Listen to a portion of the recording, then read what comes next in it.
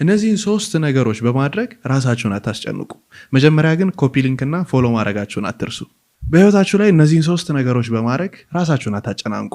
የመጀመሪያው ስለ ኋላ ታሪካችሁ እያሰባችሁ ስላለፈው ነገር እየተጨነቃችሁ ራሳችሁን አታስጨንቁ። ምክንያቱም ያለፈው ነገር አልፏል፣ አይመለስም። በሁለተኛነት ደግሞ ስለ ፊውቸር ወይንም ስለ ወደፊቱ እየተጨነቃችሁ ራሳችሁን አታስጨንቁ። ምክንያቱም ወደፊት ምን እንደሚፈጠር አናቅም።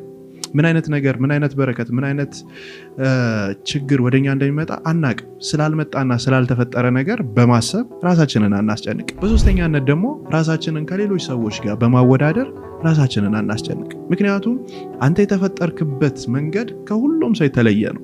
እንዳንተ አይነት ውብ የለም፣ እንዳንቺ አይነት ቆንጆ የለም።